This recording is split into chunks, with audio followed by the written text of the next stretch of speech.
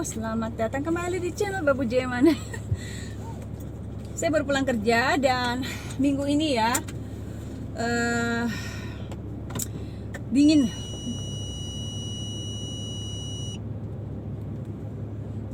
banget suhunya.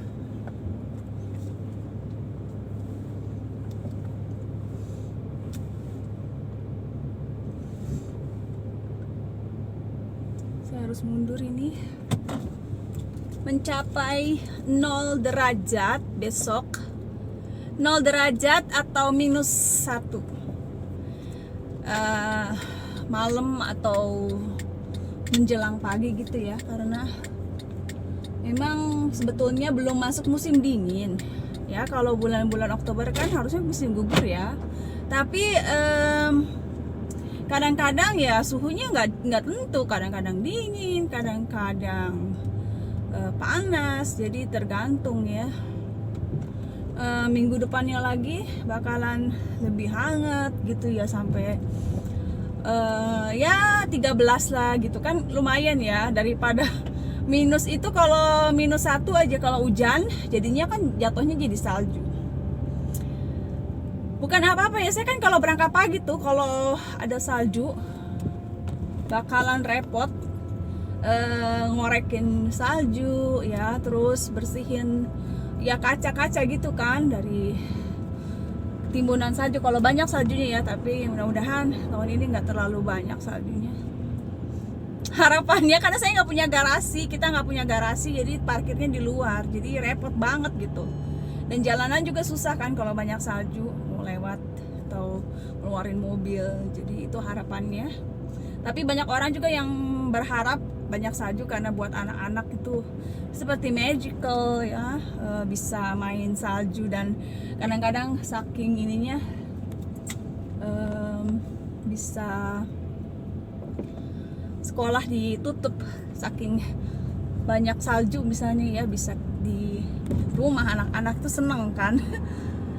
Jadi masih rame ya di Indonesia berita tentang Undang-Undang Cipta Kerja. Apalah, ini saya hilang atau kemana yang buat naruh HP di mobil. Jadi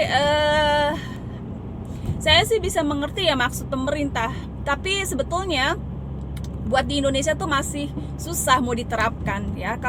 Kalau di negara-negara lain ya memang bisa diterapin kan, dan udah lama diterapin kan ya. Cuma kalau di Indonesia agak rumit karena masalahnya apa? Masalahnya korupsi gitu kan. Jadi sebetulnya lebih baik kalau misalnya pemerintah berani ya, DPR berani bikin undang-undang yang memberantas korupsi, yang menghukum koruptor sebesar-besarnya ya, dengan denda yang nggak tanggung-tanggung, sampai orang itu kalau misalnya ketahuan korupsi dipidana sampai benar-benar jatuh miskin. Kalau di Indonesia kan masih orang nggak takut korupsi, seandainya masuk penjara pun orang kaya hartanya banyak bisa beli hukum ya, jadi hidupnya tetap enak. Di penjara juga hartanya juga nggak habis ya, jadi orang nggak kapok. Dan ya itulah yang jadi masalah utama sebenarnya di Indonesia. Jadi sebenarnya susahnya karena itu, karena korupsi masih merajalela, walaupun Indonesia itu adalah negara yang penduduknya semua beragama, berasaskan berlandaskan ketuhanan yang Maha Esa gitu ya. Beda sama negara-negara lain yang mungkin agamanya nggak terlalu kuat ya, nggak terlalu berdasarkan agama, atau banyak penduduknya yang tidak mengakui adanya Tuhan juga nggak apa-apa gitu ya.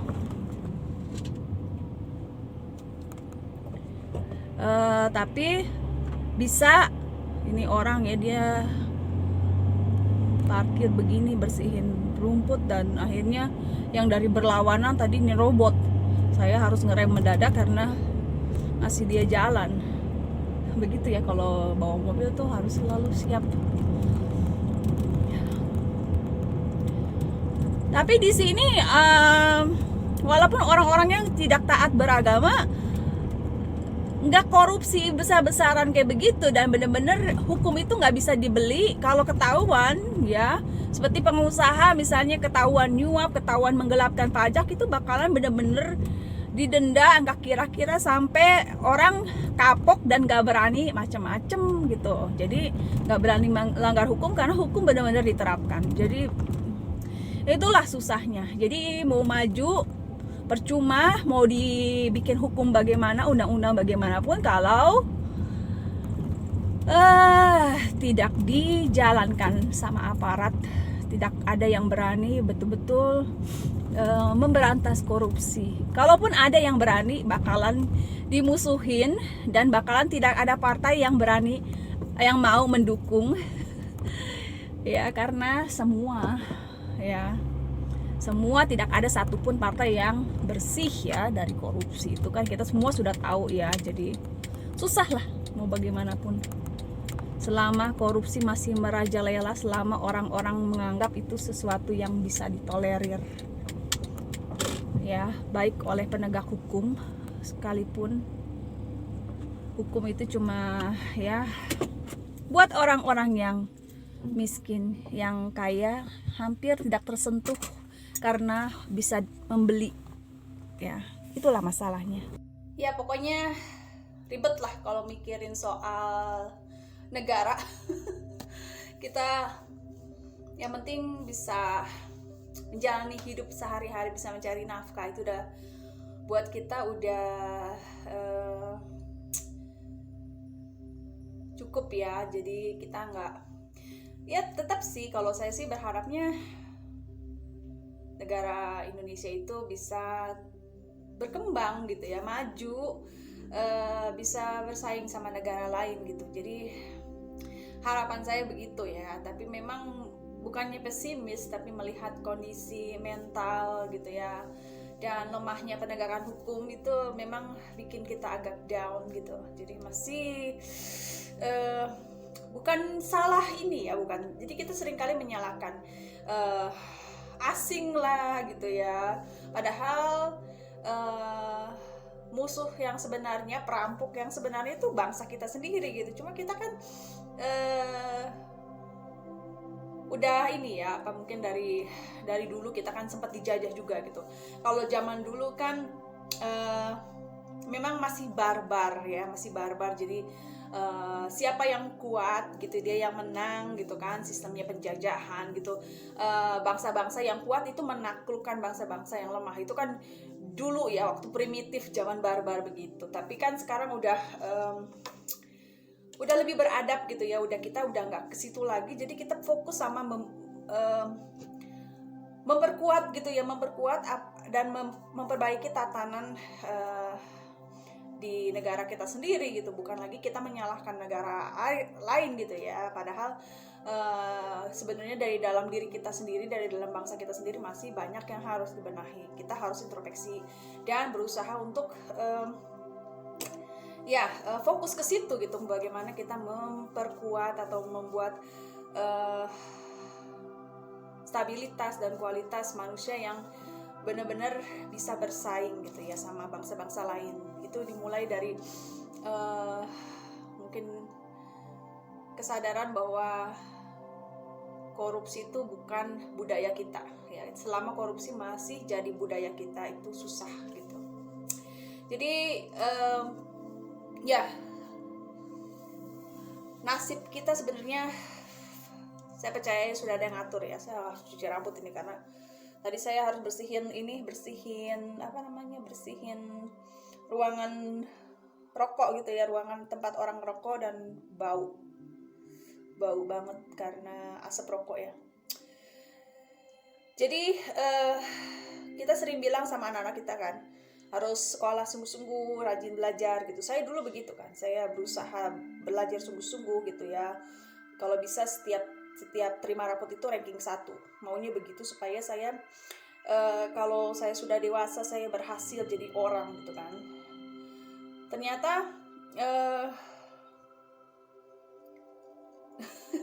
nggak juga gitu. Maksudnya begini, saya mungkin ranking saya masih di atas teman saya yang sekarang jadi dokter.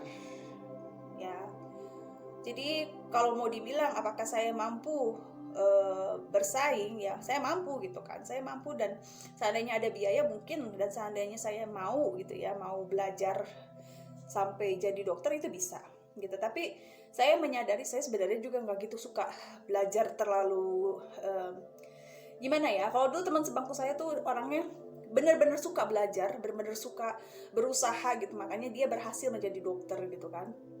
Tapi saya tahu saya bukan tipe kayak begitu, dan saya kalau mau dibilang apakah saya kecewa gitu, seandainya dulu saya kuliah jurusan biologi, mungkin saya sekarang kerja di laboratorium, mungkin saya kerja di klinik, bukan kerja di sebagai babu ya. Tapi enggak juga gitu, saya nggak menyesal juga, karena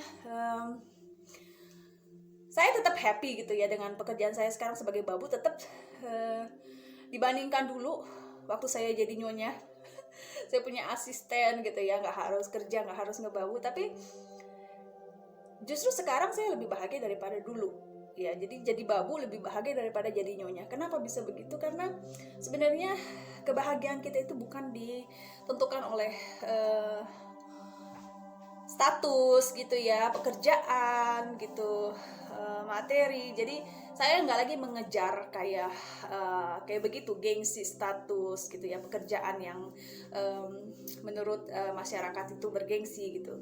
Yang saya kejar sekarang adalah kebahagiaan gitu ya. Jadi kedamaian, kebahagiaan, selama saya bisa punya hal-hal itu, buat saya sudah cukup. Walaupun gajinya nggak terlalu gede, seandainya saya jadi dokter mungkin gajinya jauh lebih gede gitu, tapi nggak juga gitu. Saya tetap puas, tetap bahagia, karena kalau saya bandingkan dengan kehidupan dulu, zaman dulu gitu, saya masih bisa bersyukur gitu. Dan saya dulu sempat pikir apakah nasib saya bisa berubah gitu ya, apakah saya akan terus-terusan gitu ya,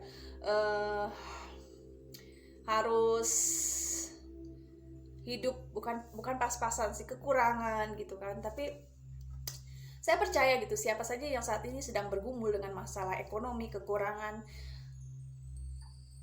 saya percaya Tuhan itu bisa melepaskan kita dari masalah ya, bisa melepaskan kita dari pergumulan itu. Tapi masalahnya bukan itu. Tuhan bisa saja melepaskan kita dari setiap permasalahan, tapi Tuhan mau membentuk kita melalui setiap masalah.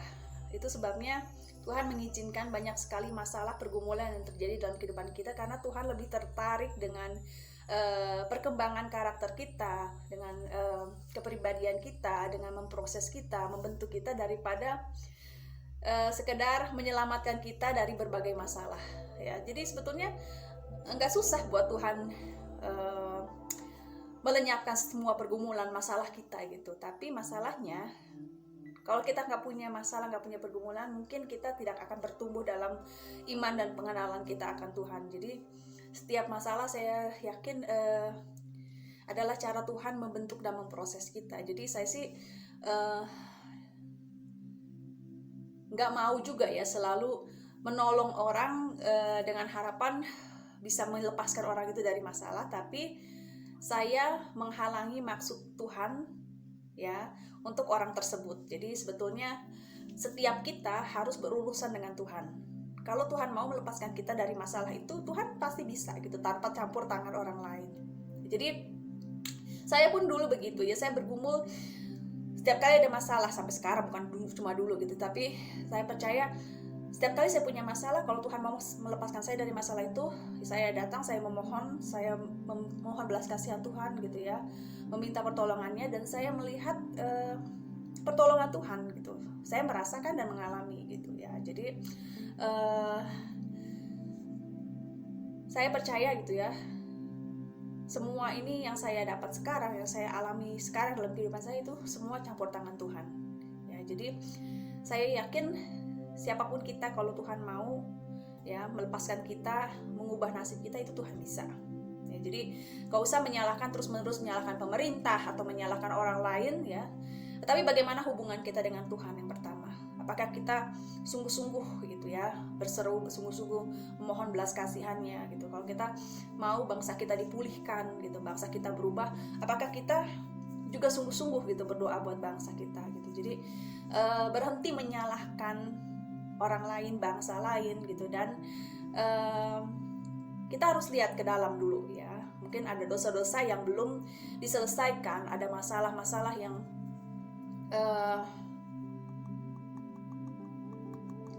harus dibereskan dulu gitu di hadapan Tuhan. Kita harus bersih di hadapan Tuhan, baru Tuhan bisa berkarya mengubahkan keadaan kita gitu ya. Kalau saya sih percaya begitu ya. Sebetulnya yang menjadi penghalang antara kita dan Tuhan adalah dosa-dosa kita. Jadi kita harus membereskan setiap masalah kita di hadapan Tuhan. Mungkin ada hal-hal yang tidak berkenan di hadapan Tuhan, ada hal-hal yang menyimpang gitu. Itu kita harus beresin dulu. Dan setelah itu baru Tuhan bisa bekerja dan memulihkan kehidupan kita. Kalau saya sih percaya begitu ya. Oke, sampai di sini kenapa saya jadi berkhotbah. Itu aja yang mau saya bagiin, karena sekarang kita seringkali ini kan pergumulan sehari-hari ya, itu masalah yang sering kita alami sehari-hari. Bagaimana kita seringkali menyalahkan nasib, menyalahkan Tuhan, padahal mungkin masalahnya ada pada diri kita sendiri ya. Mudah-mudahan gini bisa jadi renungan kita. Oke, sampai di sini video Babu Jiman. Sampai ketemu di video berikutnya. Dah.